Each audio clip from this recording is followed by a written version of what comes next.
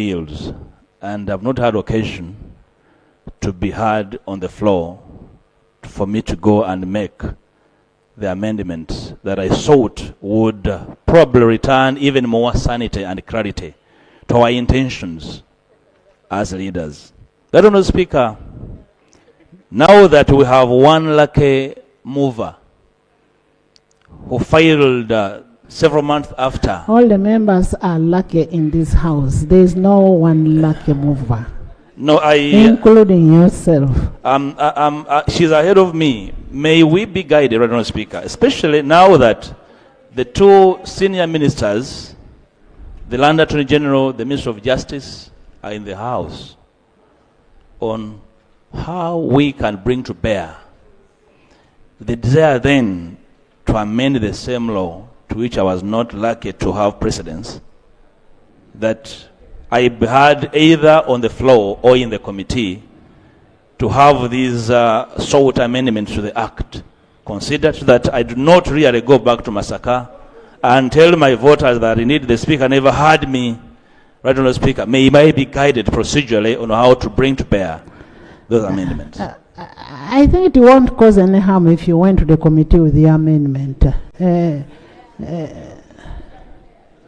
Right, Honourable Speaker, at this stage, I cannot even purport to oppose because you don't know the amendment. So let it go to the committee. It's a matter for leave to appeal to. Yes.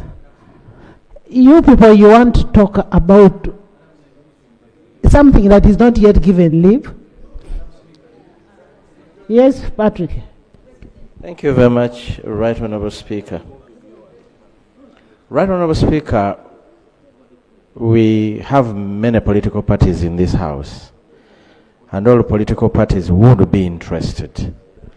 But there are two terminologies that have been used, and I'm seeking clarification from the movers over what they mean by dialogue, over what they mean Honorable, you're discussing Right something. Honourable Speaker, allow there's me. An order, okay. Allow me There's time. an order.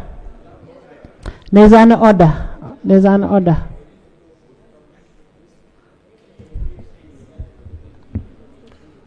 Right Honourable Speaker, you've guided, and I have a lot of respect for Honourable Patrick. A lot of respect, because we joined this House almost together. Is it in order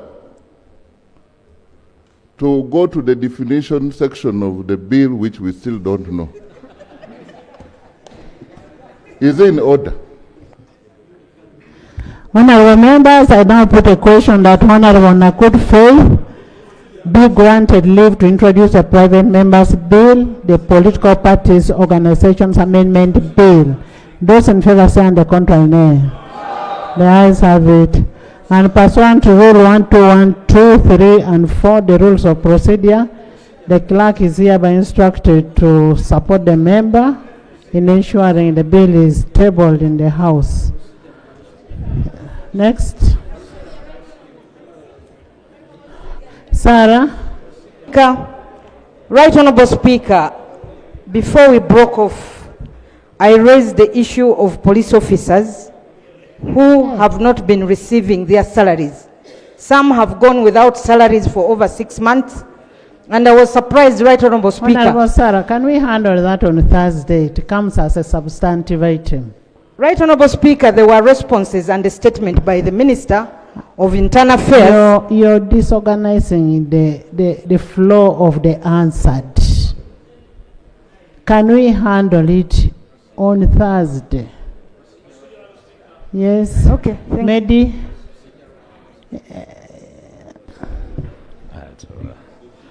Thank you, Right Honourable Speaker. Right Honourable Speaker, on a lighter note, when we were here, as we were presiding about 3 months ago, the Honourable Norbert Mao, comrade, pledged to this House that he will come up with comprehensive electoral reforms. Parties have begun their internal frameworks of selecting leaders. There is the notion of the introduction of the use of digitization and electronic voter verification system, which many people are not privy to. The other issue was the issue he talked about that was, he said, was being discussed in cabinet, the issue of involvement of the people in the diaspora in the election process of this country. Right Honorable Speaker, I would like, with your guidance, to put it to the Honorable Norbert Mao that he deserves, as Minister of Justice, to come and guide this nation as parties, including his, are going through their internal mechanism of choosing their leaders, so that the country knows that by the opening up of the National Electoral Commission roadmap, the country is aware what mechanism, what system, etc. that we are going to use in the election, so that there is clarity. In the same sense, the Honorable Matthias Mpuga, like he said, he had presented comprehensive amendments and shared them with different political parties. At least we deserve to know how far that process has gone, so that we can tell the public that this is what you ought to be ready for. Thank you, Right Honorable Speaker. Thank you.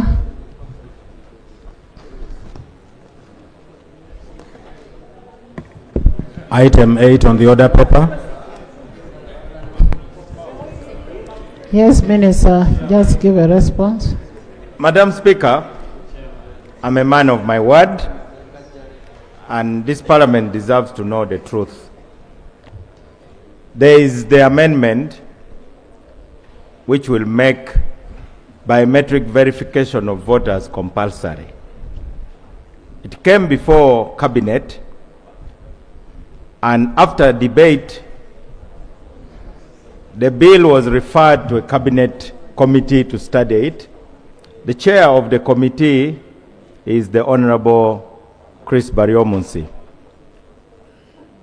I've been informed that now he has his report ready, and by now actually the bill would have been discussed, but we have not had cabinet for the last 2 sittings, and so I want to assure this House. So you're making that amendment for which election? This election or for the next one? Madam Speaker, we want free and fair elections.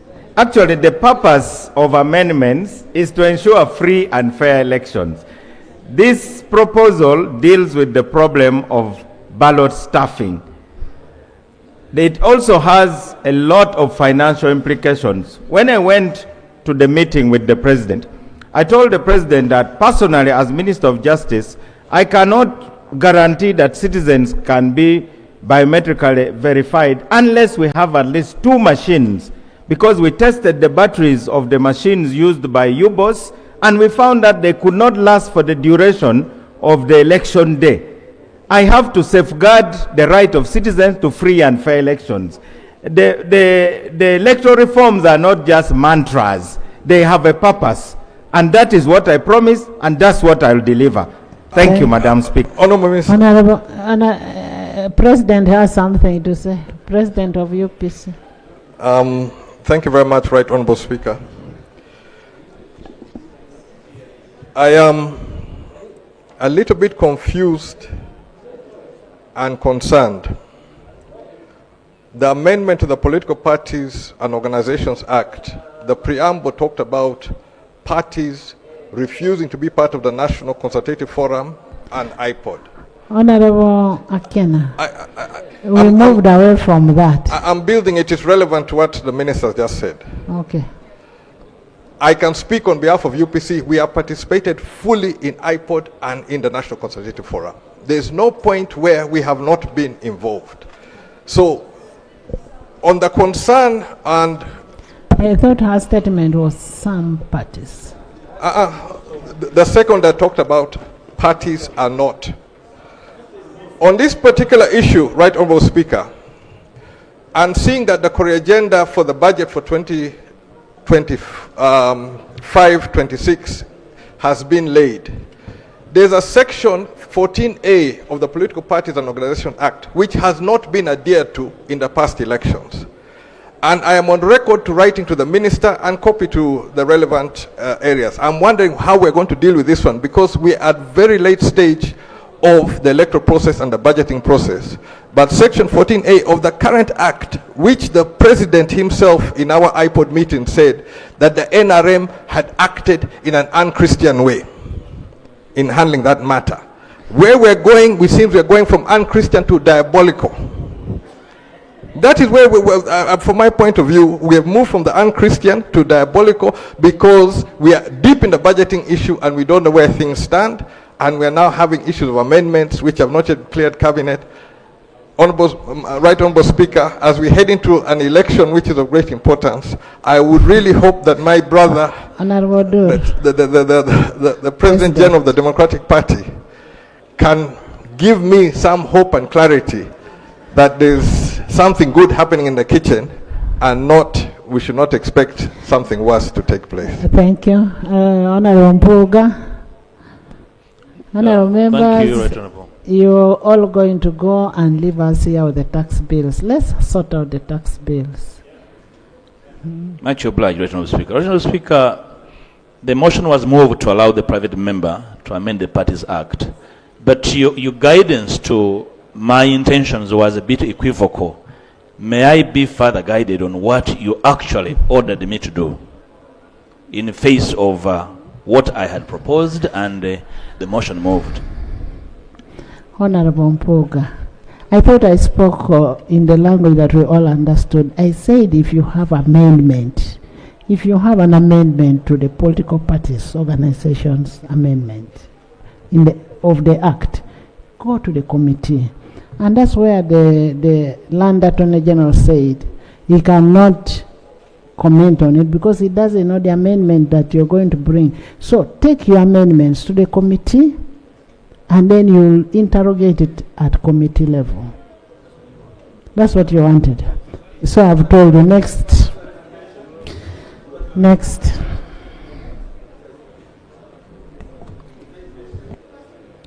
Yes,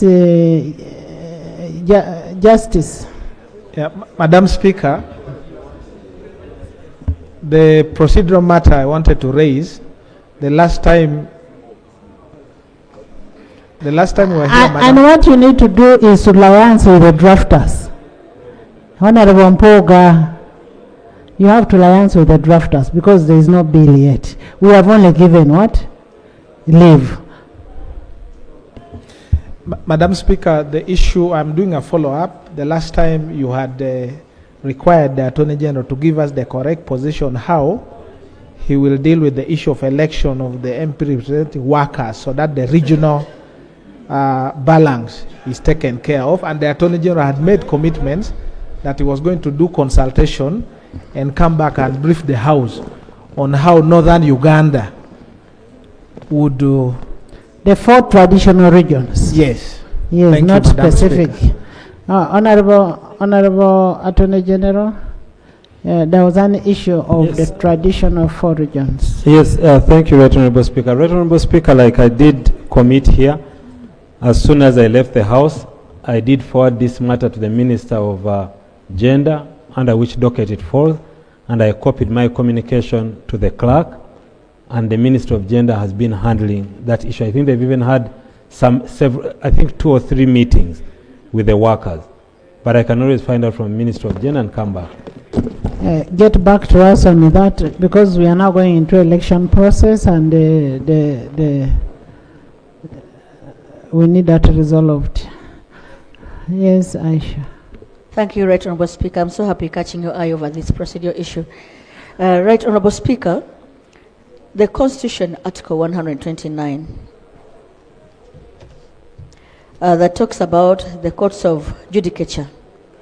If I may quote very briefly, the judicial power of Uganda shall be exercised by the courts of judicature, which shall consist of A, the Supreme Court of Uganda, B, the Court of Appeal of Uganda, C, the High Court of Uganda, and D, this is where my interest is, and such subordinate courts as Parliament may by law establish, including Cards Courts of Marriage, divorce, inheritance of property, and guardianship, and may be prescribed by Parliament.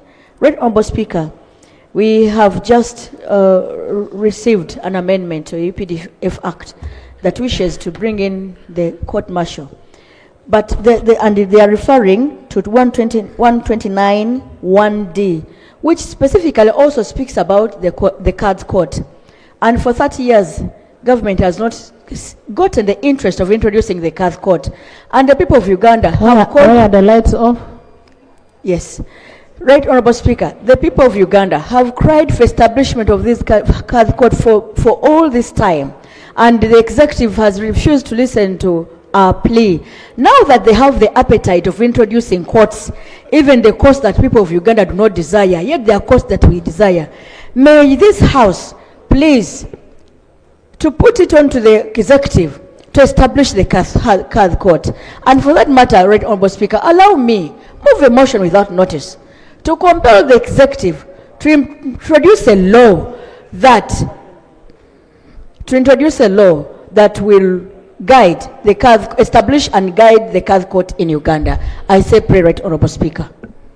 AG. Thank you, Right Honourable Speaker. I think, Right Honourable Speaker, I request the Honourable Member to, if she finds some time, to come, we can have a conference on this, but a lot has been done on this aspect. And in fact, meetings and consultations have been carried out with the leadership of the Muslim community. So I'll share with her where we are, but work has already started, not that we've not done anything. Thank you. Next item. Right Honourable Speaker, I don't know Next whether... item. If you may allow me, sir. He has told you, get back to us on what you've agreed. Next item. Item 8.